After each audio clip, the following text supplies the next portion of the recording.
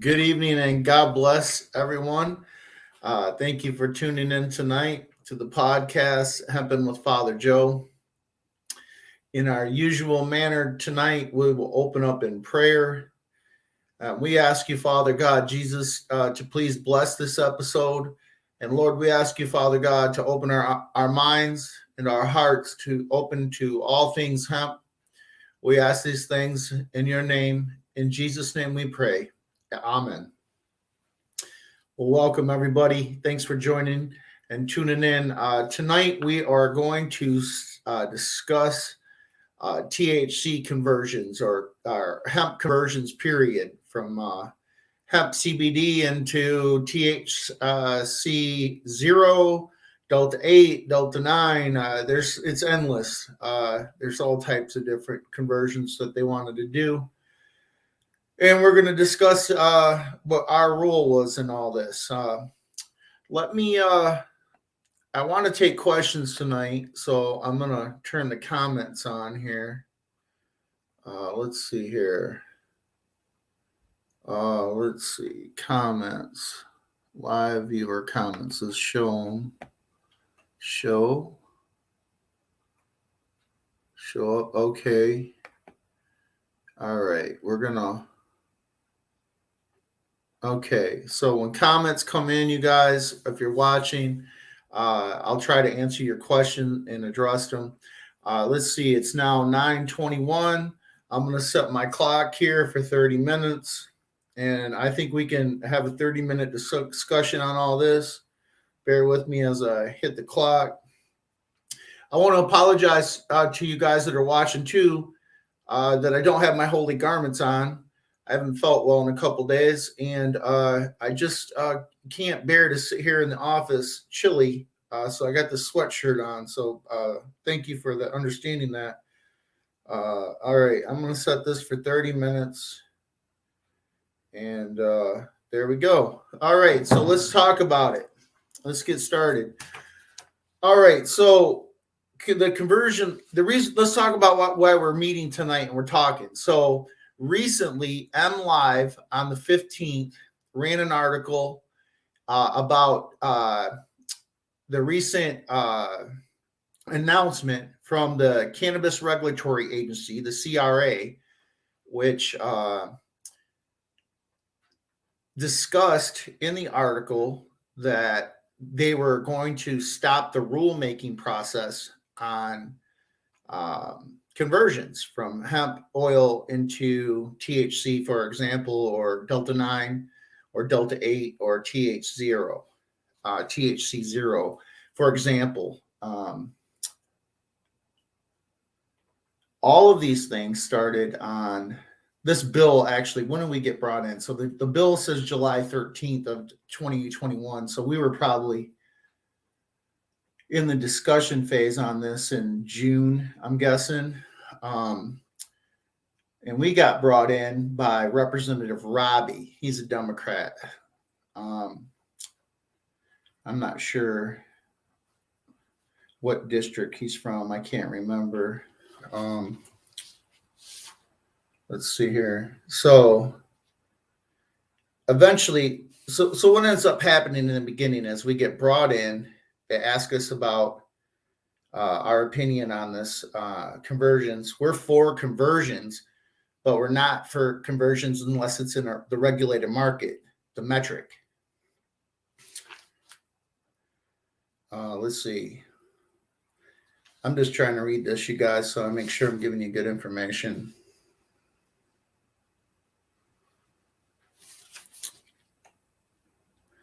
Okay, so we come in June, it looks like. By July 13th, they make this the law. And at some point, it becomes Public Act 56, number 56. Hey, Cody. So we had two problems. The reason that this bill exists is there was a couple problems that we had, the Michigan Hemp Farmer Association had with conversions.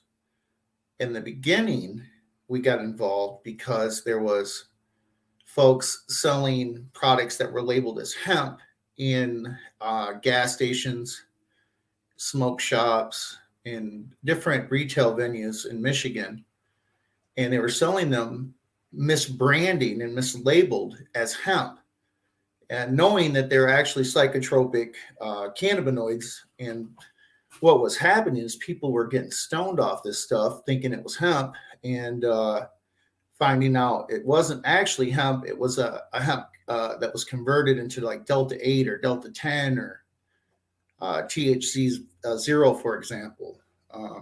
That's how we originally got brought into the conversation.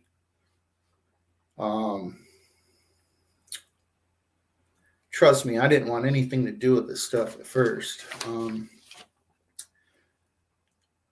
But it was explained to me that they wanted our opinion. So what did I do? I consulted the guys that were pro Delta 8, and I consulted the folks that were anti Delta 8. People on both sides. I wanted to hear both sides of it. What, the good points and the bad points, and because there's both sides. And at the end of the day, the negative part was there was, let's just say, for example, if something was 80% pure, they couldn't tell us what the 20% was, the byproducts.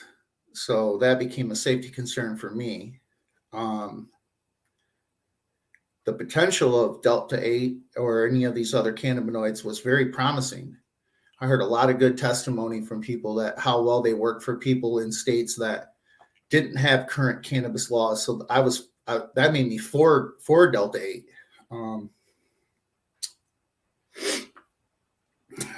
Let's see here.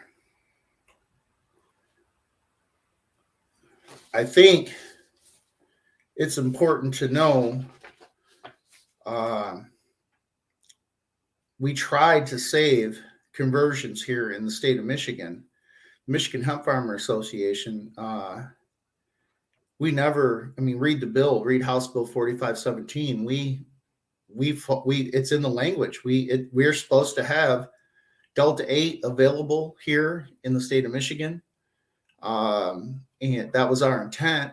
It was our intent to mass produce millions of acres of industrial hemp, not just in the state of Michigan, but throughout the Midwest, and sell this CBD oil back into the Michigan metric, where it would be converted in a regulated environment, regulated program, tested vigorously, just as cannabis is. And what it would do is it would introduce a very, very inexpensive isolated compound, like you say, CBD isolate. Well, this would be a converted from hemp THC compound, Delta 8, Delta 9, Delta 10. And what it would do is those $10 gummies you're buying right now, it would get the price down to about 99 cents a pack. And it would just blow away the current situation that we have now with edibles in the recreational business. So it was very difficult when looking at all these different things. You have to look at and consider everyone's interest in it. My interest as your executive director for the Michigan Hemp Farmer Association, my interest is always in the hemp farmer, the Michigan hemp farmer.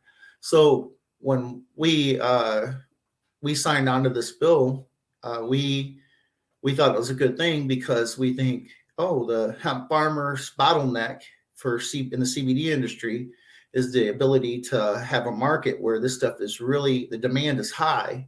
So it'll bring the price up, per liter or per kilo, however you sell it. In the end, the farmer and everyone else wins. It creates a higher demand for the recreational edible market. Keep in mind, I represent hemp farmers, so I'm trying to sell more hemp. The article in M Live, if you read it or you've read it, Denise Policella Actually, full disclosure, Denise used to be our attorney, my family's attorney for our first cannabis business back when we had a legacy cannabis company that sold CBD back in 2013. No, actually, Denise, I think, was from 2009. That's how far back we go, me and Denise. Well, Denise now represents the Michigan Cannabis Business Association, if you look in the paperwork. And nice lady. I don't have any problems with that lady at all. She did a good job for us. She, you know what she did? She incorporated Compassion Club US for us. Some of you folks have been around for years with us since 2009. You guys remember Compassion Club US. Denise Policello put that together for us. Well, these days, Denise is an attorney for the Cannabis Business Association, and she's quoted in the MLive, the April 15th MLive article. She's quoted saying her first reason, let me see, what was her first reason here? Her first reason for killing the rulemaking. So they don't want no rulemaking. They fought against it. She said it was the products were dangerous. Denise said the products were dangerous. D8, D9, D10 conversions period, they're dangerous. They're a threat to society. This is the Michigan Cannabis Business Association using prohibitionist language. If you're watching this, you should be outraged. If you say, "Oh man, I'm a cannabis guy. I'm pro-cannabis."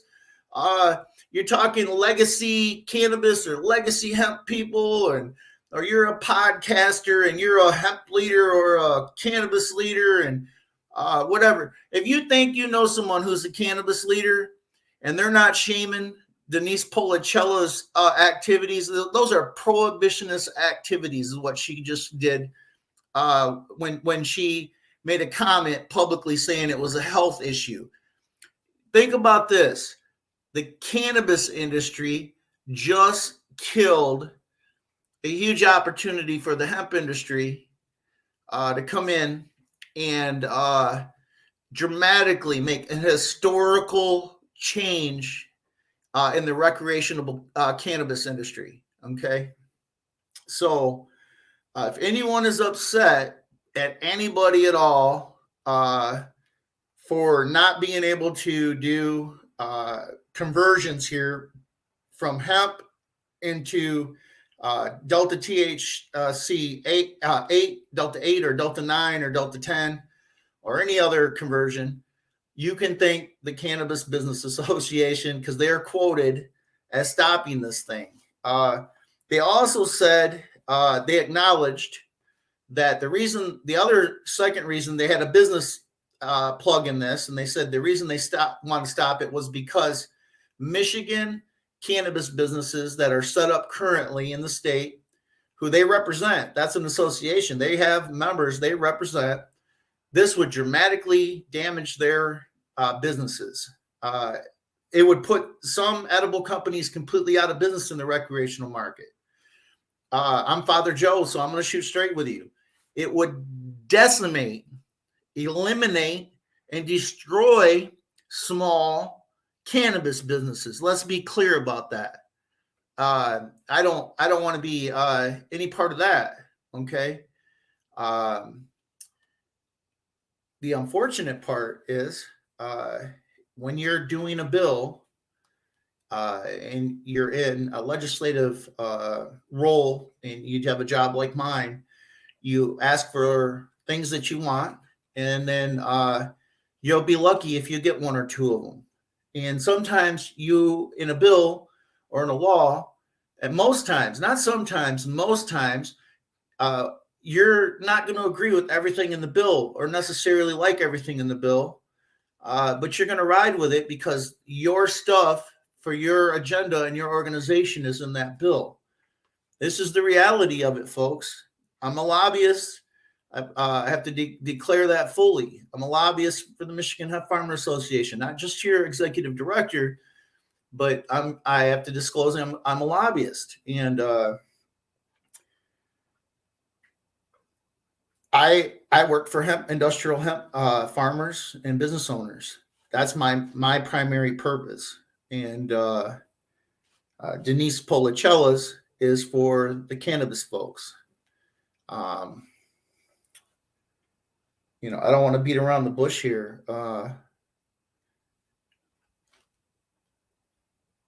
I'm very disappointed that there's not going to be any rulemaking for the people I represent, so that they can get industrial hemp introduced into the cannabis recreational market. I am disappointed.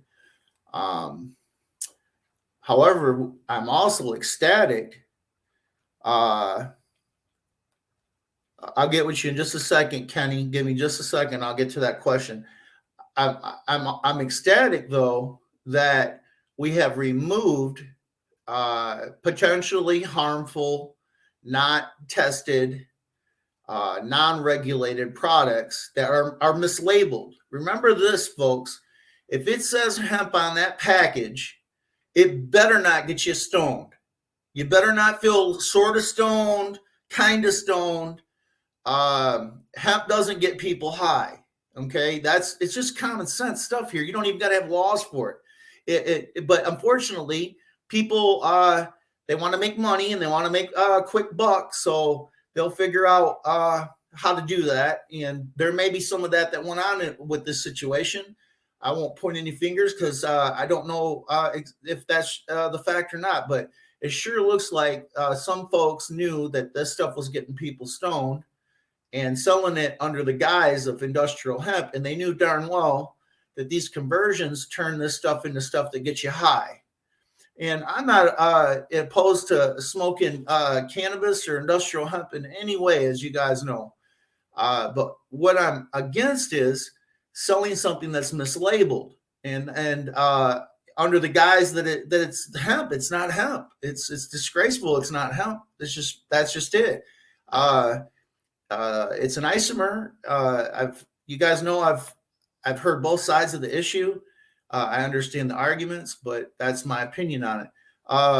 Kenny, you're asking, are these conversions safe? I think that most of these folks are making safe conversions that do conversions. I do. I think they're doing them. And here's the thing, though. If it says it's 80% pure, right? It's 80% THC or Delta 8. It says 80% on Delta 8. It gives you the cannabinoid profile. But here's the part. It doesn't give you what that other 20% is, the cut or whatever's in there. They're not telling us that. And we don't know. There's not enough science yet. And there should be. See, if they would have had the rule making, then they would have had to actually go through the process of getting this stuff started, the research part, to show the state of Michigan that these products are safe. But the cannabis industry killed that opportunity. So this hasn't gone away. This is still law. Just because they haven't made the rules doesn't mean that the laws change, Kenny.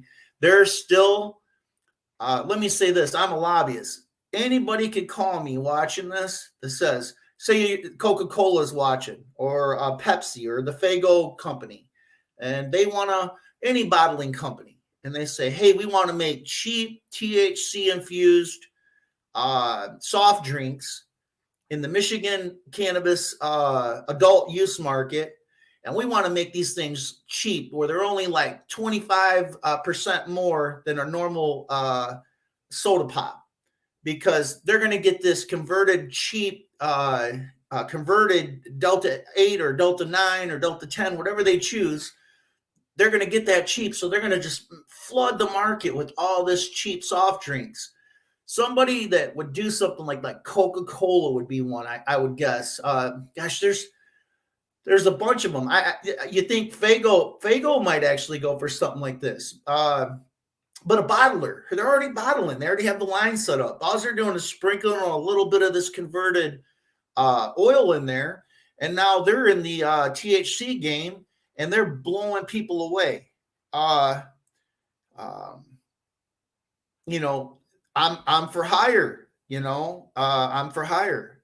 I'd like to see hemp folks participate in that market. They shouldn't be excluded. It should be a wide open market. That's why I got involved in this. I'm not trying to exclude the hemp folks or the cannabis folks. Let the market determine itself. You know, I just I don't think we should be limiting it. But at the end of the day, the consumer wins, because now there's no rule making. Well, let me say it this way. I don't want to say the consumer wins in this context. Let me back up before I say what I'm going to say about the consumer winning. Right now, you cannot legally sell converted products here in the state. Check around, go to your gas stations. If you see them, they're illegal. They're not supposed to be there. I'm sure some people will challenge the status quo, and God bless them. Hopefully they don't get their property and stuff seized and end up in jail. But nobody should ever go to jail for this stuff. But however, that's how I think things are currently set up. That's on them. Everyone's got to make their own choices. Let me see this. Milk doesn't need laws for the cream to rinse to the top. I think overregulation is stiffing many people in the cannabis. Yeah, overregulation isn't good. But anytime somebody's going to ingest something, Kenny, and put it in their body, the citizens, the users, the end users, me, you, Kenny, whoever else is watching, we should be able to know what's in the product and if it's safe for consumption or not, or if something is wrong with it and we didn't take the due diligence to do our part as a society to make sure that it was safe, then we're failing the end user, the customer, the person, the grandmother. How about the grandmothers and the children, whoever's going to use the product? In this case, you got to be 21 or older, because this is the recreational market. I don't see any positive benefits to myself in the medical realm for conversions. That's just my own opinion. I'm not a doctor or scientist, but I don't see that being a big thing in the medical industry. I see this being a recreational conversions being for rec. So let's take a minute here, because there's so many people tuning in and out. I see the numbers go up and down. So we're talking about conversions. The Michigan Hemp Farmer Association, we did our best on House Bill 4517, which become Public Act number 56, 2021. And this was a Democrat bill. We have no party. We're a Christian organization, so we work with both Democrats and Republicans. We don't get into, we're nonpartisan. We're just trying to do the best we can for the Michigan hemp farmers and Michigan business owners that we represent here in the state of Michigan. And the best way to do that is to work with both sides of the aisle. We have a lot of success. I think there's a lot more room for success when you work with both sides of the aisle. So let me see here. I'm trying to get this done in 30 minutes, you guys. Let me see. Is there any other questions? Kenny, you got any more questions, man? I'm going to have a bite of cookie here, you guys. I hope everyone's well tonight. I'm going to take a little break. Talk to you guys for a second. So we're supposed to have that Hempcrete episode and talk to Tasha Roundtree yesterday. And she gave me a call, and she had an unexpected death in her family. God bless her. And our deepest condolences. Unexpectedly, some death occurred, and so we're going to reschedule it for next Sunday. But tune in, because you guys, everybody keeps asking me all these questions about it. I'm just going to put it on an episode, and then we're going to run these. We're going to have different episodes every Sunday for the next 6 months on the hempcrete system, the Canacrete system, and then the hemp bioplastics. It's going to be exciting. I'm excited to do it. My kids bought a bunch of software and cameras and all that, and we're going to get in the boat, and we're going to take the podcast out on the river. Hey, cuz, I'm glad you're watching, man. How are the conversions done? Well, I'm going to give you a very broad stroke answer here, Kenny. These conversions are done, I believe, by adding citric acid, I believe, to CBD, and then taking it up to a certain temperature and creating an isomer and an isolate out of it. And so they're single compound. They're single compounds, THC or delta 8 or delta 9 or delta 10. I know they have to dial it in and bring it down to temperature and do a few things to it, to change it from CBD to a converted isolate. Beyond that, I don't do conversions myself. We at my family's business, it's all full spectrum. I mean, we use the whole plant, even the root. I only know what they tell me. So I hope that helps. Jeremy, what's up, Mr. Duvall? To the Duvall family, much respect. This is the first time I've done this type of thing where we're all able to communicate and send each other messages and answer and talk and chat, and I like it. Let's see, Kenny, I've heard about bleaching and all kinds of stuff. Sounds crazy to me. Yeah, I think, let me say this. Even though I'm for regulated conversions, remember the key word here, regulated, guys. That means that it has to go through the metric and be approved. If you look at the bill, it had to be approved. The rules had to come in, and they had to start a whole process. The way that the cannabis industry killed it was, they said, the Cannabis Business Association, check this out, Jeremy, because you're watching. You cannot convert CBD anymore into other isomers like Delta 8, Delta 9, Delta 10. You can't do it anymore.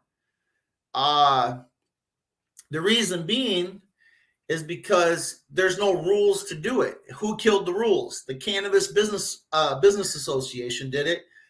They said 2 reasons.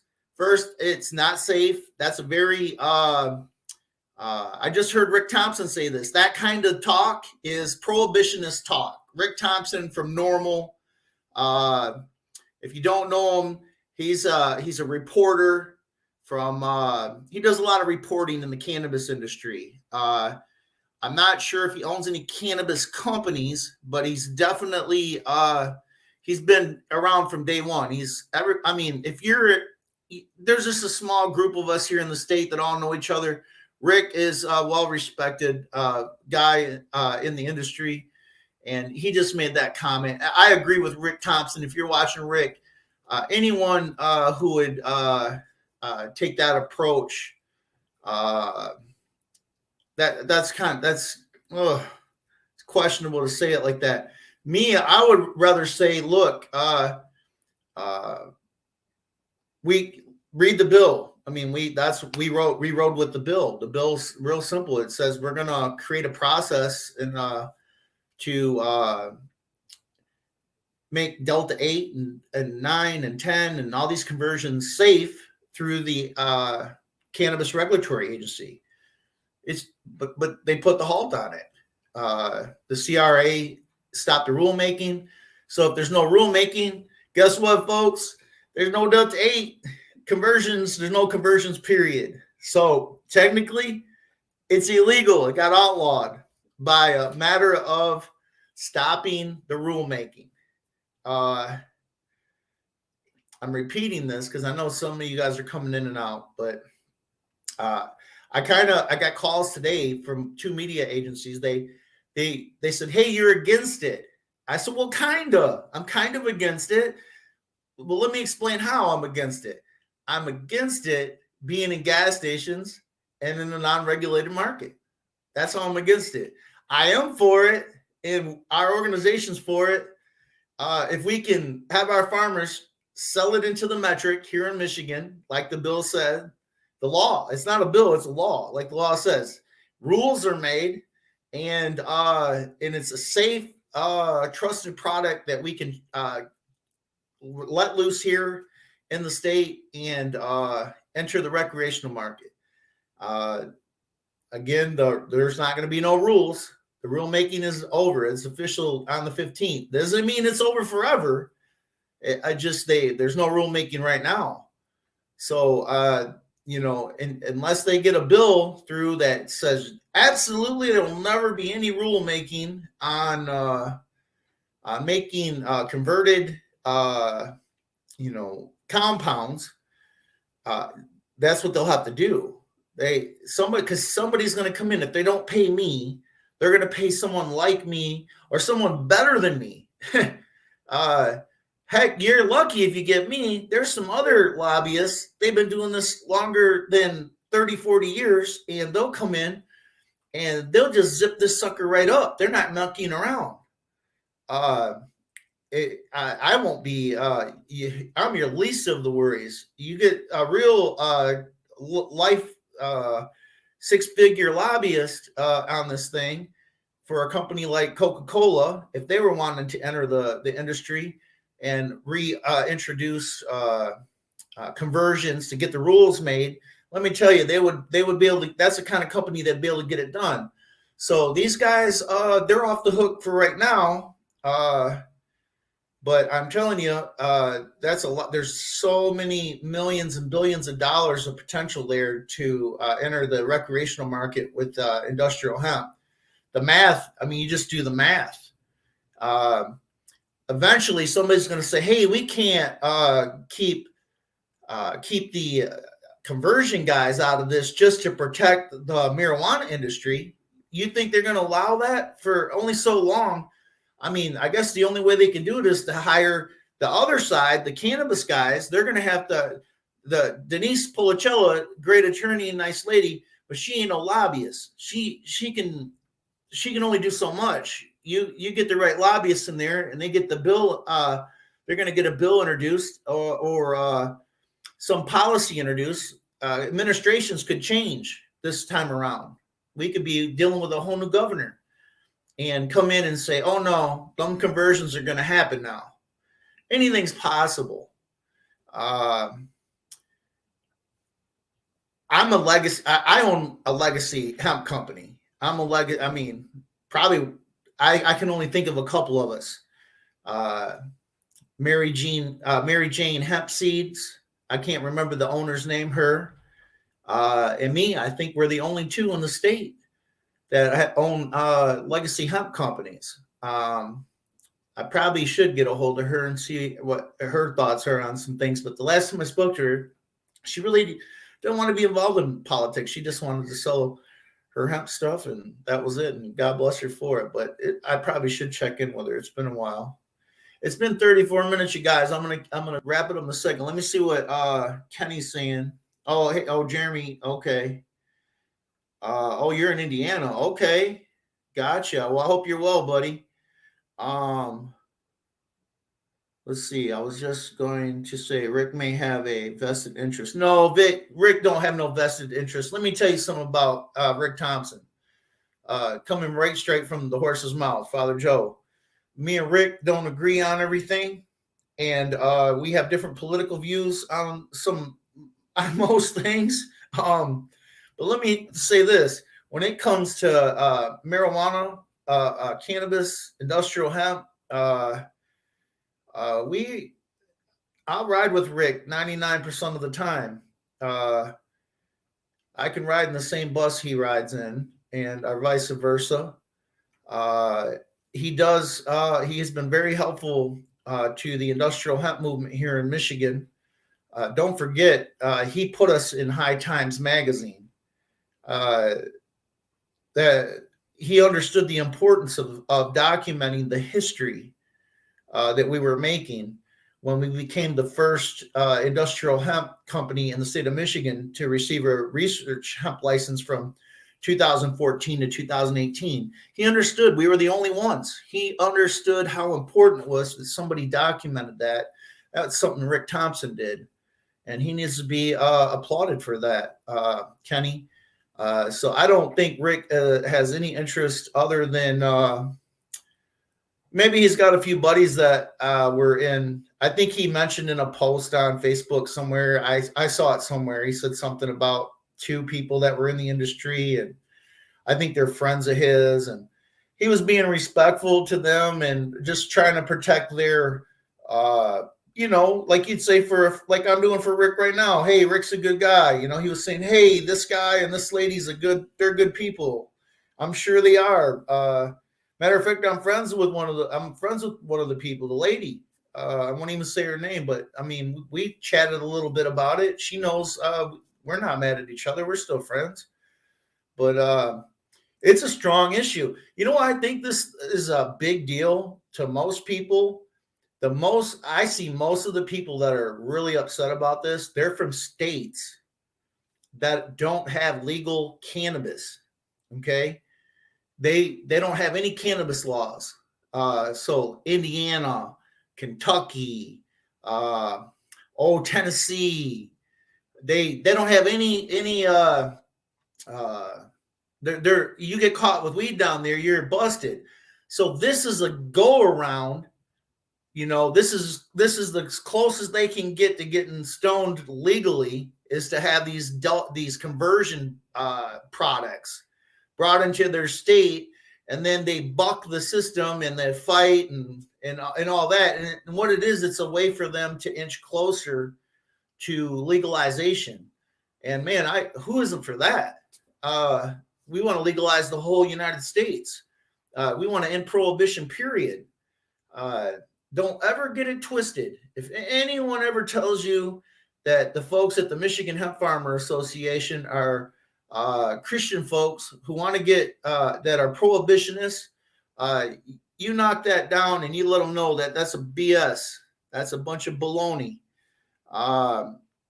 We're completely pro cannabis, but regulated, folks.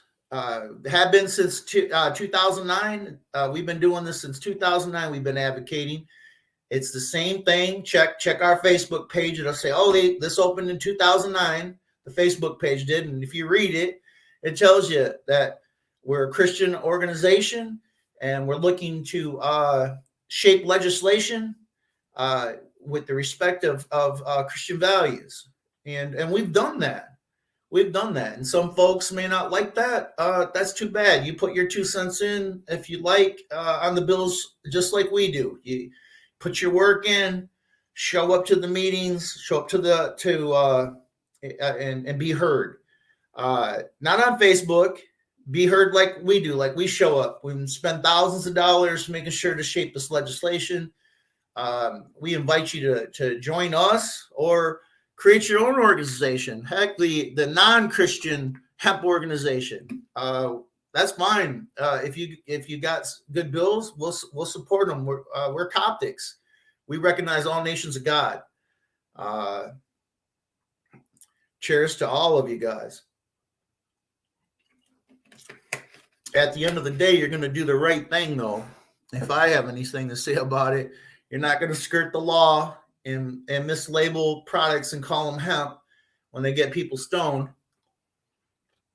So you can make a few bucks. And if you put some bad stuff in the product and it causes health problems for people down the road, you don't have any liability. That's no big deal to you. As long as you get paid today, right? That's the kind of baloney that's why I'm here.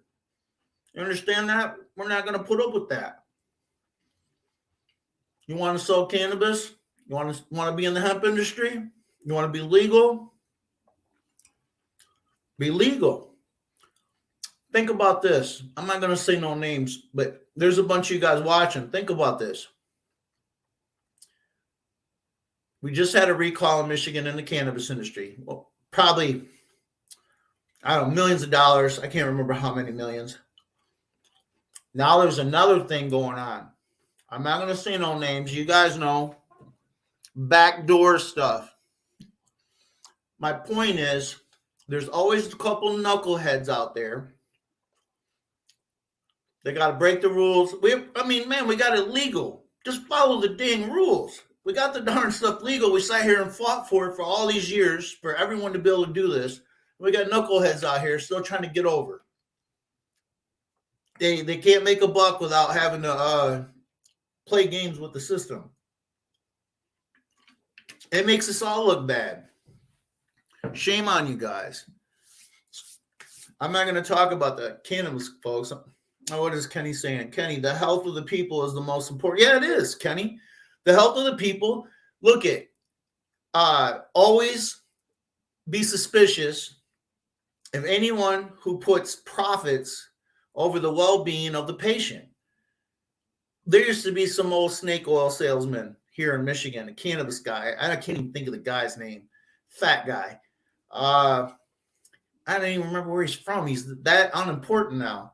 But I know he used to be tied in with one of these big defense attorneys over in Ann Arbor. Okay. These guys were like, no one talks about it now, but these guys were freaking, they're buddies. You know what I'm saying?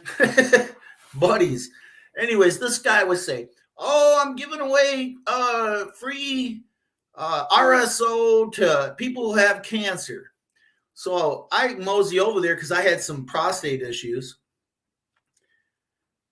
It wasn't free. The guy charges for it. It was like $90 a gram. Anyways, so I buy a few grams, and man, something was not right with it. So I had it tested. Man, it had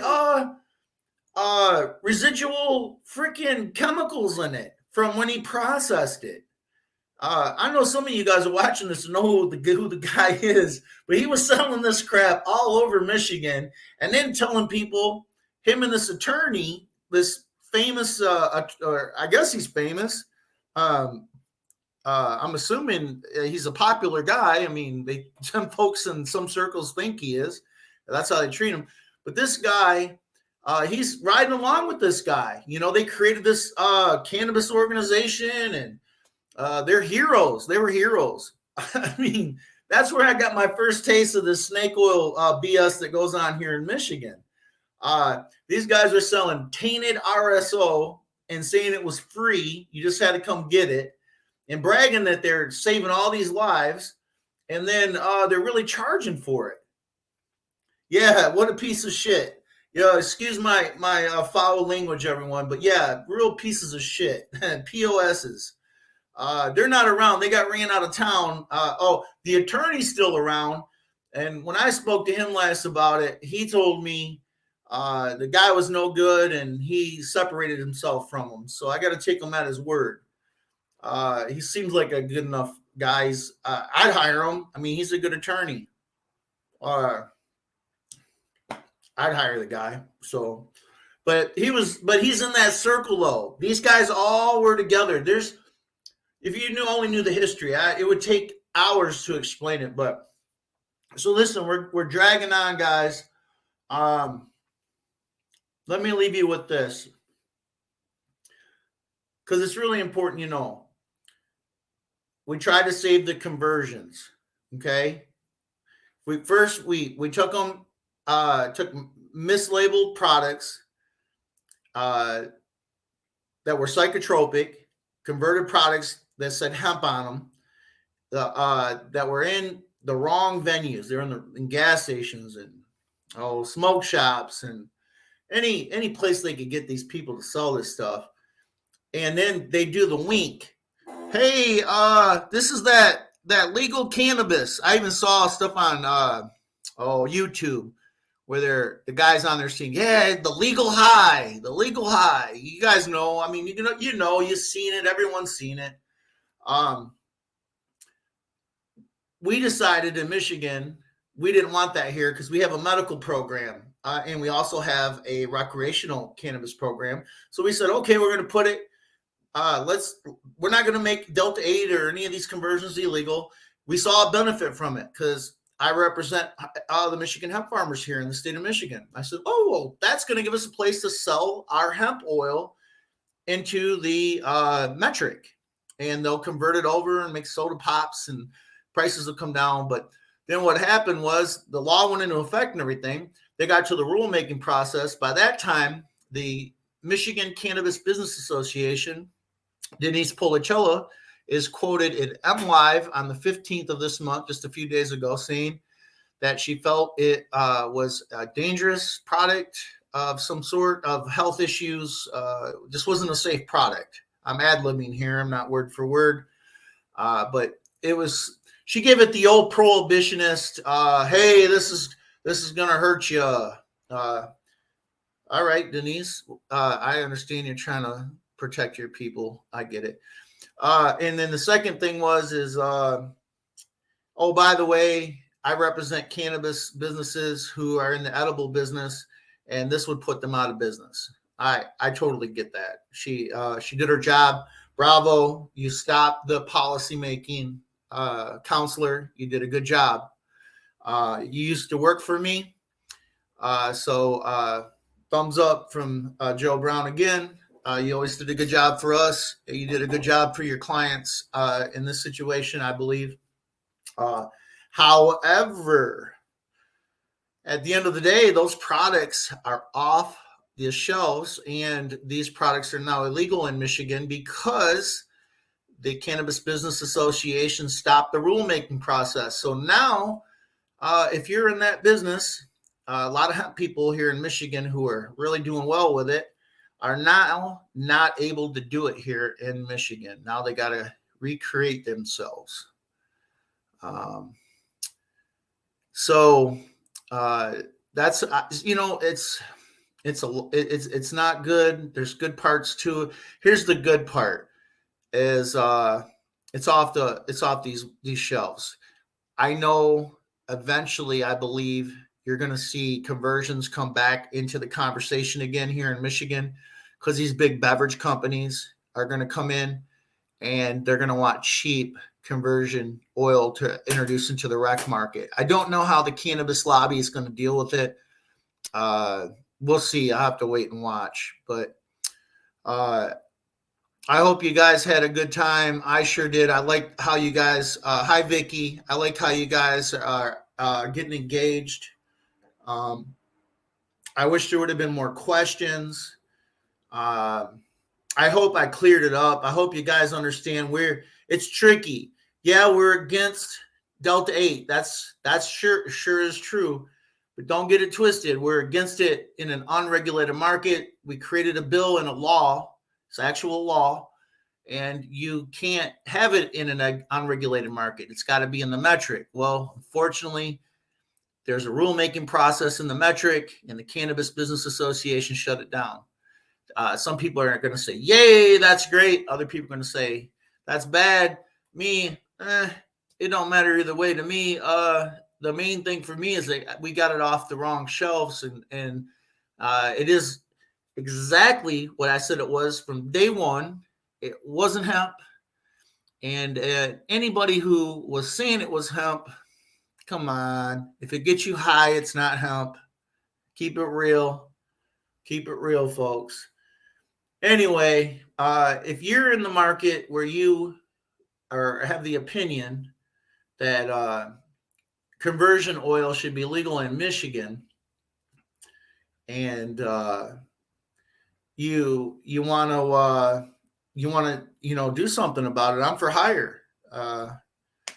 If you got the money to, I can get the bills introduced, and we can get things written up, and we can say, hey, we want to create policy for this. We want rules. We want rules on it. Also, if you don't want it and you don't want rules, well, you don't want to ever deal with this again. You want to shut it down completely or try to, you can hire me for that. This is an issue that I could go either way on, depending on how it works. I just can't kill the small business owner. That's at the end of the day, that's it. If this doesn't, something doesn't do good for people, like small business owners, and it just crushes them, puts them out of the market, I can't support that. I know you guys are seeing, some of you are saying, oh, that's very confusing. You're for it, but you're not for it. Look, I'm for it, but it's got to be under my terms. I'm not going to kill legacy cannabis companies or legacy hemp businesses. I'm not in that business. I'm here to empower people and those people that represent those businesses. So if anyone would like to discuss it further, email me. You can always email me, joe@michiganhempfarmerassociation.com, and we can have a further discussion about it. Otherwise, it's been awesome chatting with everyone tonight, and we'll see you next Sunday. Next Sunday, I'll be sitting with Tasha Roundtree, and we'll be discussing the Canacrete hempcrete system. And we're going to dive into that. And all summer long for the next 6 months, we're going to be talking the Canacrete system, and we're going to be talking hemp bioplastics. So I'm looking forward to talking to all of you and sharing those experiences. So everyone have a good night. God bless. And Vicky, thank you. And Kenny and I can't remember who. Everyone is tuned in. Just thanks for tuning in. And please get at me if you got more questions. Good night. God bless everyone.